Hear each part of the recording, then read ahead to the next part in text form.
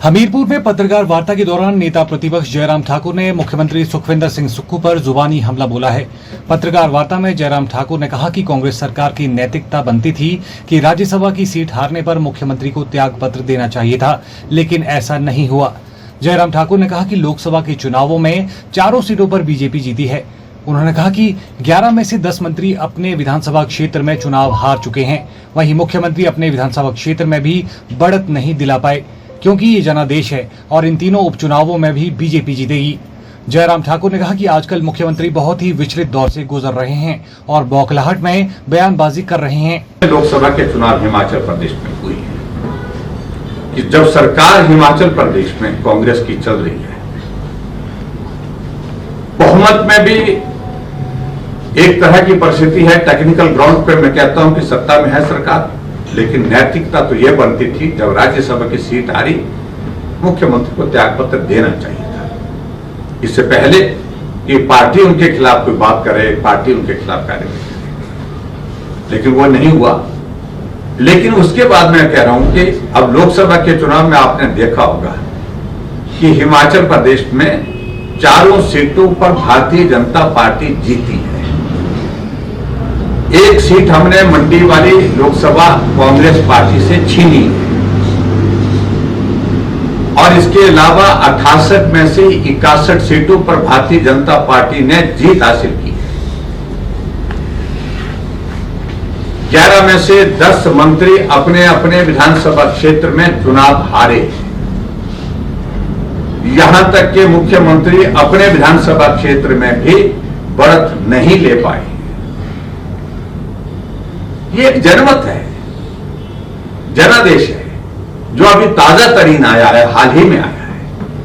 इसका अभिप्राय है कि वर्तमान सरकार की लोकप्रियता रसातल में चली गई है, यानी कि बिल्कुल समाप्त हो गई है। लोकसभा ये विधानसभा के उपचुनाव में मैं इतना जरूर कहूंगा कि हम निश्चित रूप से जीतेंगे। मैं एक बात को देख रहा था, पिछले कल मुख्यमंत्री जी कह रहे थे कि कई जगह भाषण, क्योंकि मुख्यमंत्री जी मैं समझता हूं कि वो एक बहुत हालात के दौर में से गुजर रहे हैं, कठिन हालात का दौर में से गुजर रहे हैं, तो विचलित हैं मन से, और फिर कुछ बातें ऐसी हो जाती हैं जब जो व्यवहारिक रूप से होती हैं।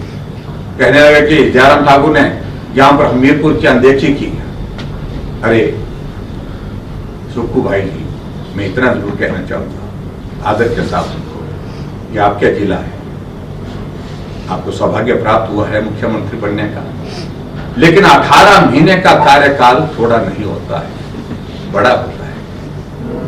एक चीज आप यहां पर हमीरपुर जिला के अंतर्गत बता दें, जो आपने बड़ी कोई चीज शुरू की, एक योजना पूरे प्रदेश भर में बता दें, जिस योजना के माध्यम से प्रदेश के लिए, गरीब लोगों के लिए कुछ कल्याण हुआ हो, गरीब लोगों के लिए काम हो, कोई योजना बता दें। आपने हमीरपुर के लिए क्या किया, जिक्र तो करें, थोड़ा बात तो करें। इसके अलावा जो सेंट्रल स्पॉन्सर्ड स्कीम्स के स्कीम, जिसमें वर्ल्ड बैंक की स्कीम्स हैं, जिसमें हमारी नाबार्ड की स्कीम्स हैं, वो अलग से, उसके बारे में उसका मैं जिक्र ही नहीं करता।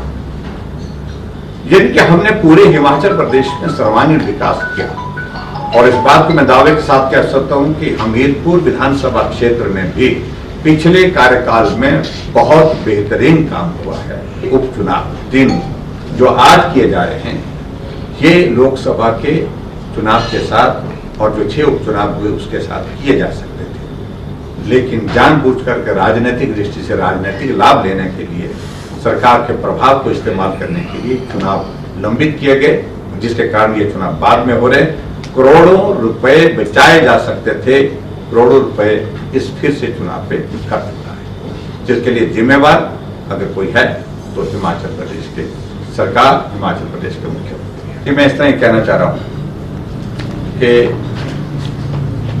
राजनीतिक क्षेत्र में हम काम करते हैं, हम एक लक्ष्य लेकर के चलते हैं। इंडिया गठबंधन ने भी तो कहा था कि हम सरकार बनाएंगे, लेकिन उसके बावजूद मैं इतना जरूर कह रहा हूं, हिमाचल प्रदेश में जो पॉलिटिकल टर्मोइल जो कांग्रेस के अंदर जो है, अभी तक भी सेटल नहीं हुआ है। बहुत सारा एक ऐसा ग्रुप है कांग्रेस के अंदर, कुछ लोग बहुत सारे ऐसे हैं जो नेतृत्व परिवर्तन की मांग पहले भी कर चुके हैं, अभी भी कर रहे हैं।